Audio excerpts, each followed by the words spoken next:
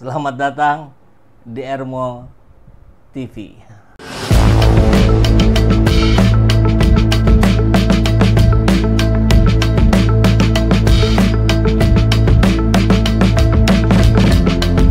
Bersama saya, Saiful Zaman, kebaikan yang terorganisir akan selalu mengalahkan kejahatan.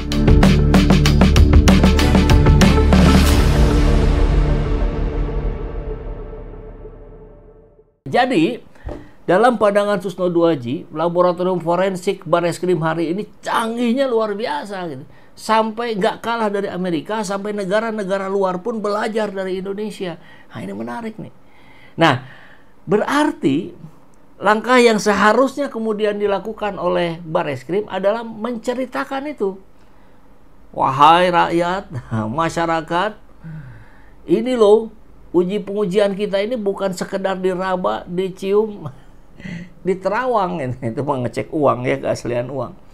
Tapi menggunakan sebuah teknologi dengan mesin terkini buatan 2024 misalkan gitu kan, yang dapat memecah warna, yang bisa mengukur berapa usia kertas itu, dan ini hasil ijazah Jokowi usia kertasnya 40 tahun misalnya. Ini hasil rekannya Jokowi 40 tahun juga. Nah kan begitu.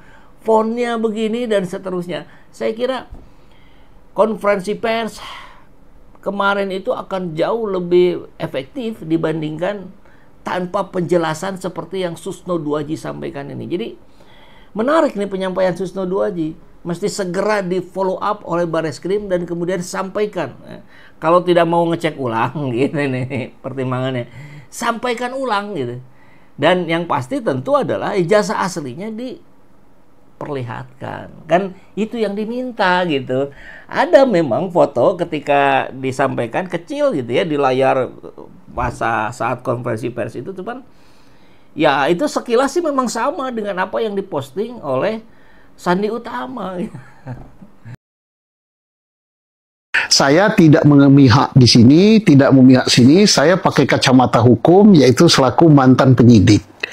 Gampang nggak Pak Susno buktikan itu? Gampang sekali. Kenapa gampang sekali? Ini ijazah yang dipersoalkan. Pemilik ijazahnya masih hidup, lembaga yang mengeluarkan masih ada. Ya. Yaitu Universitas Gadjah Mada. Ya, dan UGM ini adalah salah satu universitas yang kredibilitasnya cukup terkenal, bahkan sangat terkenal di Indonesia maupun di fora internasional. Tinggal bagaimana caranya? Ya datang aja ke UGM. Pak, ini ijazahnya beliau ini dilaporkan palsu. Betul Bapak yang mengeluarkan ijazah ini? Mari kita lihat, katanya UGM. Kalau UGM mengatakan palsu, ya udah, Pak Jokowi mau berkelit apapun juga, ya ini yang berhak menjelaskan palsu atau tidak. Lah kalau ini menjelaskan sebaliknya, oh ijazahnya asli, sudah tuntas. Polisi karena masih kurang saksi satu dari UGM, tinggal cari dosennya Pak Jokowi, kan masih ada yang hidup kan. Periksa dosennya sebagai saksi. Pernah nggak punya murid namanya ini? Oh ya pernah.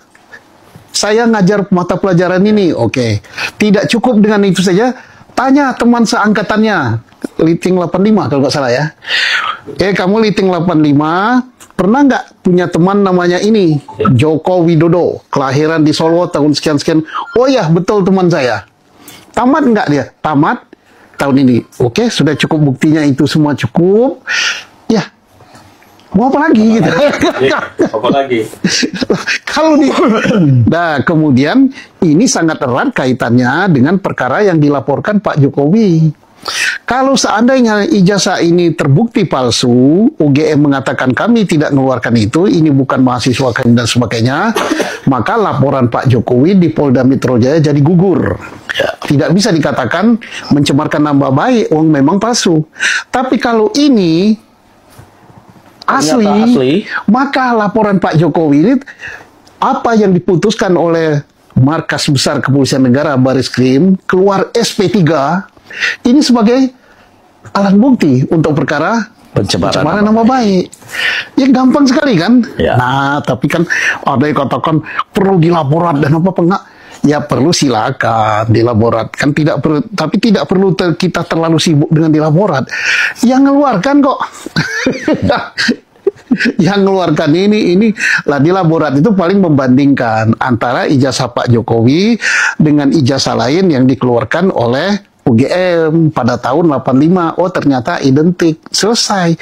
Tidak nanti membandingkan, wah ini kupingnya mekar, wah ini giginya, bukan itu. Dian Sandi Utama, kader dari PSI itu gitu. Nah, sehingga muncul juga kejanggalan lain yang disampaikan salah satunya oleh Buniani. Tentu bukan hanya oleh beliau saja, tapi banyak pihak juga menyampaikan hal yang sama. Yang ada di laporan RMOL, kita lihat dari Widodo, laporan Widodo Bugiarto ya. Buniani ungkap kejanggalan kwitansi SPP Jokowi. Bukti kwitansi pembayaran sumbangan pendidikan, pembinaan pendidikan. SPP. SPP ini hal yang sangat lazim, tapi kepanjangannya seringkali kita lupa ya. Nih, sumbangan pembinaan pendidikan. Sumbangan tapi wajib gitu. Aneh ya. Yang dibeberkan oleh Bareskrim Polri untuk menunjukkan bahwa Jokowi merupakan fakultas UGM dipertanyakan oleh peneliti media dan politik Buniani. Buniani mengatakan Jokowi masuk UGM pada tahun 1980.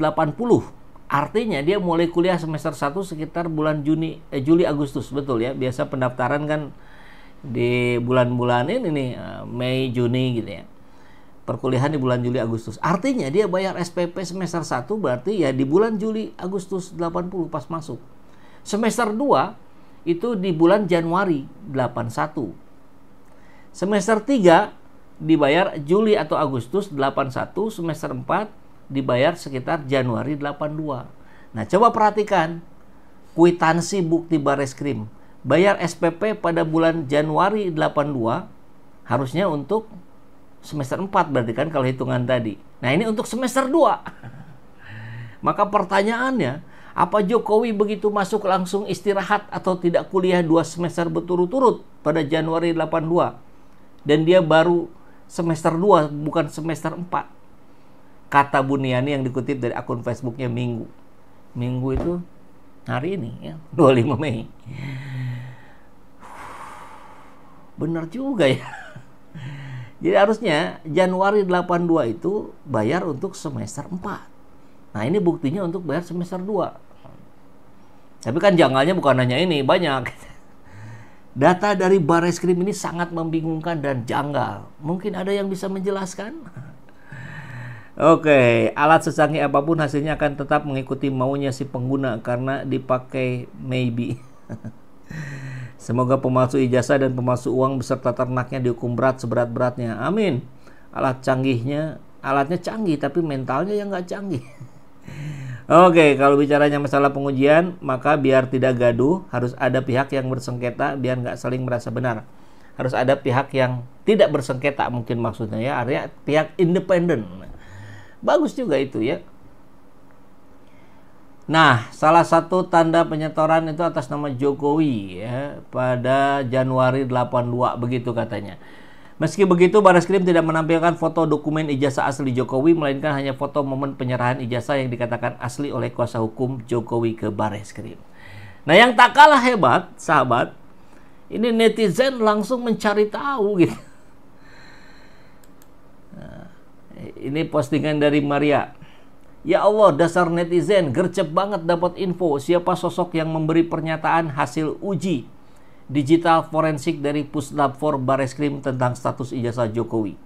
Ini temuan netizen guys. Siapa Brigjen Yuhandani Raharjo? Simak videonya. Jadi langsung nih diposting nih. Jadi coba kita lihat. Nah, ini yang kemarin menyampaikan di konferensi pers itu ya.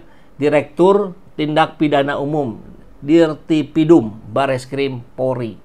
Nah, kemarin yang menyatakan ijazah Jokowi ini asli, kemudian diuliklah oleh netizen. Nah, diduga sebarkan berita bohong. Brigjen Yuhandani dilaporkan ke Propam. Ini dari Ermol nih, nanti kita cek beritanya. Kemudian tidak kalah, yang lain juga ada. Brigjen Yuhandani bantah gelapkan barang bukti. Ini Metro TV. Klarifikasi tentang penggelapan sertifikat tanah Brigjen Juhandani. Korban laporkan Dirtipidum ke Propam, minta barbuk dikembalikan. Jadi langsung dicari tahu oleh netizen. Ini luar biasa ya, netizen ini langsung mencari tahu siapa ini Direktur Tindak Pidana Umum Bareskrim Polri ini.